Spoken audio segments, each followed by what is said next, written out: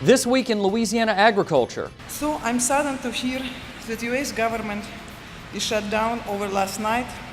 I'm here to tell you that our elevator is most definitely open now.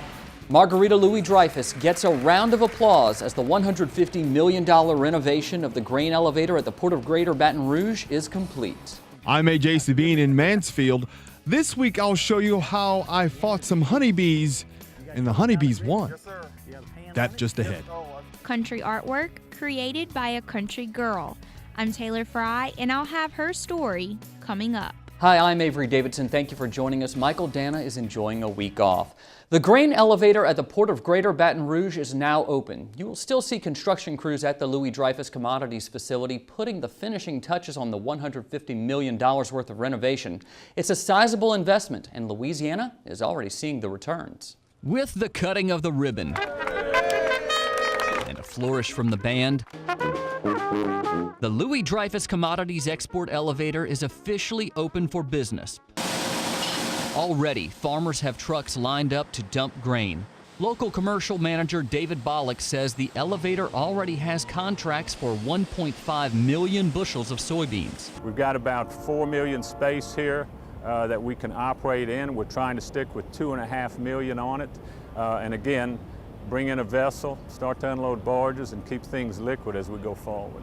It brings deep draft shipping back into the northern reach of the Mississippi River here. Jay Hardman is the executive director of the Port of Greater Baton Rouge. He says this facility will bring more than 100 Panamax ships every year to this port, vessels designed to cross through the Panama Canal. I don't think they could have come at any better time. Anything you read about agricultural commodities out of the U.S., it's going to be strong. And I think their presence here, Louis-Dreyfus' presence on the Mississippi River, is a commitment to that. It's a $150 million commitment, nearly double what officials with Louis-Dreyfus originally estimated. An investment North American Chief Executive Officer Mick Morn says is well worth the cost. The cost is considerable, but it will be worth it in the long run, as the global grains and oilseed demand picture is very compelling. You know, the demand growth in places like China and other parts of Asia is very strong and will continue to be so for many years. Ronnie Anderson, president of the Louisiana Farm Bureau Federation, also a very important supporter of this project. Louisiana Governor Bobby Jindal says the state is already seeing the benefits through the creation of 100 construction jobs, a doubling of the staff at this elevator to more than 60 employees, and the creation of more than 30 indirect jobs. Perhaps even more importantly, they've created more opportunities for our farmers, more competition in the marketplace. Louisiana Farm Bureau Federation President Ronnie Anderson says it took a lot of cooperation to make this project happen. And with the help of the governor's office, the Commissioner of Agriculture, the Ag Center, the producers, products that will be on that first ship that leaves here, got together and moved this project forward.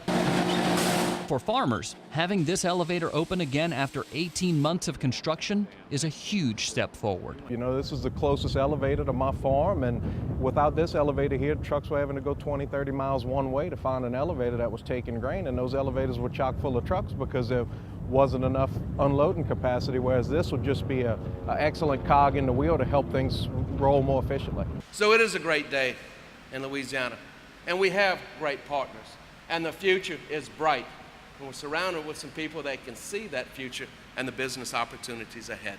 Officials with Louis-Dreyfus are already talking about further expansion at the Port of Greater Baton Rouge. Tim Boone with The Advocate reports those future improvements include adding rail capacity and more room for storage. At the end of the show, Neil Melanson will give us the bottom line on how this newly renovated export facility's global reach will affect the pocketbooks of Louisiana's farmers and consumers.